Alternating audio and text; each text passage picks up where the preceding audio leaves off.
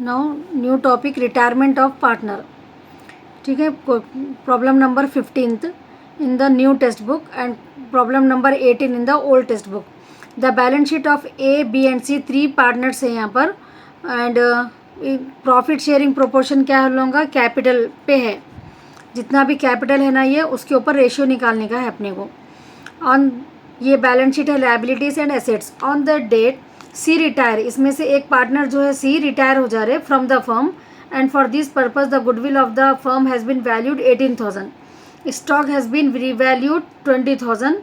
ये रिवैल्यू 20,000 बोले तो स्टॉक जो है ना पहले देखिए 15,000 था, अब 20,000 बोले तो इंक्रीज़ हो जा रहा. तो 5,000 इंक्रीज़ हो गया तो क्या लेना रहता अपने को, रिवैल्यूएशन अकाउंट में लेना रहता क्रेडिट साइड में. मशीनरी 15,000, मशीनरी पहले 25,000 थी, 15,000 तो डिक्रीज़ कर दे रहे. अगर एसेट डिक्रीज़ हुआ तो रिवैल्यूएशन अकाउंट में डेबिट साइड में आता. फिक्सचर्स जो है सो 2,000, अब 10,000 हो रहा तो 8,000 जो है सो फिक्सचर्स क्या हो रहा, इंक्रीज़ हो जा रहा. इंक्रीज़ हो गया तो क्रेडिट साइड में. And a reserve 3,000 for doubtful debts has been agreed. Doubtful debts बोले तो यहाँ पर डेटार्स के ऊपर निकालना रहता है. डेटार्स की वैल्यू डिक्रीज़ हो जाती है, इससे एसेट डिक्रीज़ हो गया तो कहाँ लेना रहता अपने को, रिवैल्यूएशन अकाउंट डेबिट साइड में. Pass the journal entries to give effect to the above and show the balance sheet of A B and C retirement. अब ये रिटायरमेंट में क्या रहता, जो भी गुडविल देते ना अपने को 18,000 गुडविल है अपने को यहाँ पर. और ये जो है सो रेशियो कितना है इन लोगों का, कैपिटल पे रेशियो निकालना है ए बी सी का. तो कैपिटल कितना है 20,000 एंड 15,000 15,000. ठीक है. तो 20,000 50, ये 3 zeros, ये 3 zeros कैंसिल हो गए अपने को. 5 4 ज़ा 20, 5 3 ज़ा 15, 5 3 ज़ा 15, 4:3:3 आता. तो ये 18,000 जो रहते ये जो है सो ए और बी में डिस्ट्रीब्यूट करना. ठीक है, ए में और बी में डिस्ट्रीब्यूट करना इन लोगों को 4/10 और बी को जो है सो 18,000 इंटू 3/10. ठीक है. जो भी आंसर अपने को आता ये कहाँ लेना रहता अपने को, क्रेडिट साइड में लेना रहता एक बार और एक बार डेबिट साइड में लेना रहता. That you have to remember. Now next see the journal entries. अब अपने को स्टॉक क्या हो रहा था अपने को, decrease. Stock has been revalued 20,000. तो स्टॉक क्या हो रहा, इंक्रीज हो रहा. पहले क्वेश्चन में 15,000 था, अब जो है सो 20,000 कर रहे तो 5,000 इंक्रीज हो रहा. फिक्सचर्स इंक्रीज हो रहा. सो इंक्रीज हो रहा तो उसकी जनरल एंट्री कैसा रहती है, stock account debtor, fixtures account debtor to revaluation account. ठीक है. मशीन की वैल्यू जो है सो पहले मशीनरी 25,000 थी, अब उसको 15,000 करे तो कितना 10,000 डिक्रीज़ हो गई. Reserve for doubtful debts 3,000 decrease हो गए. तो अगर एसेट्स डिक्रीज़ हुए तो एंट्री क्या रहती, revaluation account debtor to machinery account to reserve for doubtful debts account. ठीक है. नाउ जनरल रिजर्व जो है सो अपने को क्वेश्चन में यहाँ पर जनरल रिजर्व 10,000 है, ये तीनों पार्टनर में भी डिस्ट्रीब्यूट करना रहता. अभी जो कैपिटल का रेशियो आया ना 4:3:3, वो रेशियो में जो है सो अपने को डिस्ट्रीब्यूट करना है 4:3:3 रेशियो में तीनों पार्टनर्स को डिस्ट्रीब्यूट कर देना. उसकी एंट्री क्या रहती, general reserve account debtor 10,000 to A's capital. अगर आप 10,000 इंटू 4/10 करेंगे तो आपको जो है सो यहाँ पर ए को 4,000 आता, बी को 3/10 करना है. 10,000 इंटू 3/10, बी का अमाउंट 3,000, सी का सेम 3,000. ठीक है.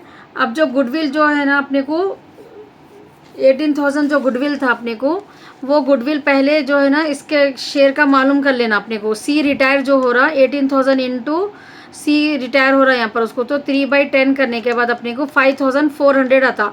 ये 5,400 ये दोनों पार्टनर्स में डिस्ट्रीब्यूट करना है. सो आफ्टर डिस्ट्रीब्यूटिंग ए का अमाउंट जो है सो 3,086 आता आपको, बी का जो है सो 2,314 आता.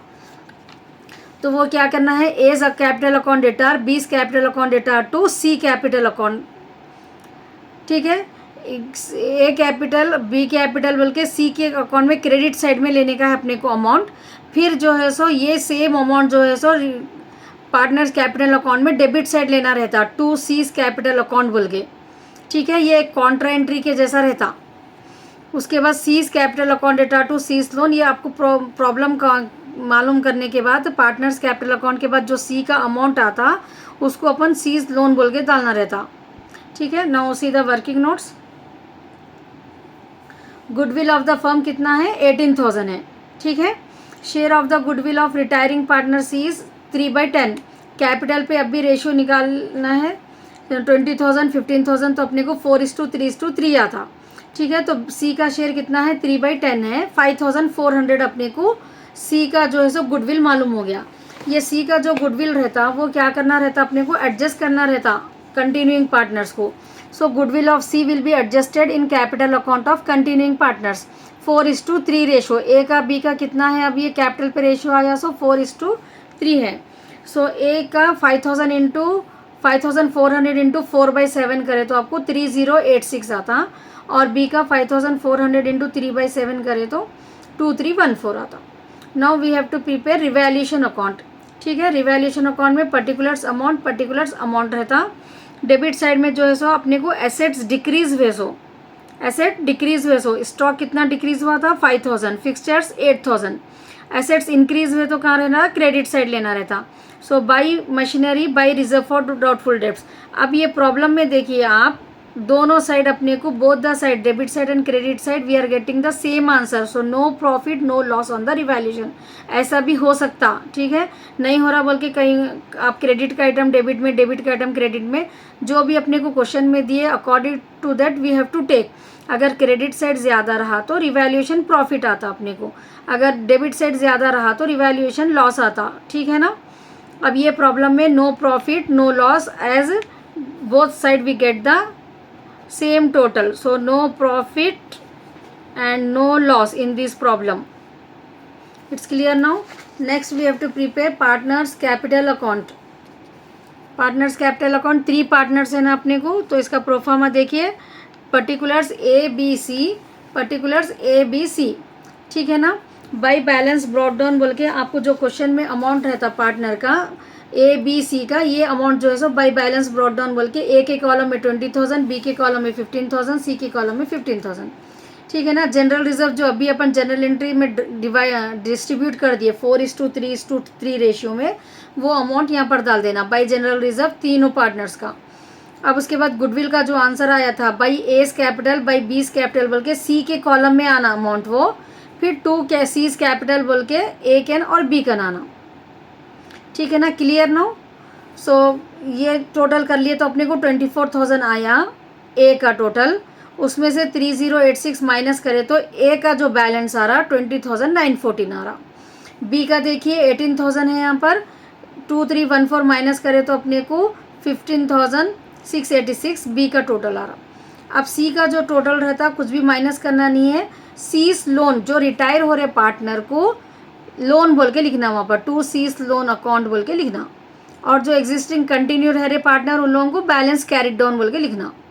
ठीक है। बाई बैलेंस ब्रॉट डाउन बोल के ये ए और बी का अमाउंट डाल देना यहाँ पर।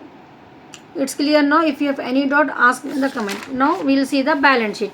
बैलेंस शीट के लिए कुछ भी नहीं, आपको क्वेश्चन को सामने रखना। लायबिलिटीज़ में क्रेडिटर्स, जनरल रिजर्व अपन ऑलरेडी डिस्ट्रीब्यूट कर दिए, नहीं लेना। क्रेडिटर्स एक आइटम ले लेना, जनरल रिजर्व नहीं लेना है आपको। कैपिटल्स ए बी का जो अपने को अभी आंसर आया 20,914 और बी का 15,686 और सी के उसको सीज लोन बोल के लिख देना। बस इतने ही आइटम्स आते लायबिलिटी साइड में। अब एसेट साइड में देखिए कैश एट बैंक, ये क्वेश्चन को सामने रखना। कैश एट बैंक 13,000, कुछ भी एडजस्टमेंट नहीं करे ना हम, सो 13,000 एज इट इज़। डेटार्स अपने को रिजर्व फॉर डाउटफुल डेब्ट्स था तो 3,000 माइनस करके लेना। स्टॉक में क्या था अपने को, बड़ा एप्रिसिएशन था तो 15,000 प्लस 5,000 करके लेना।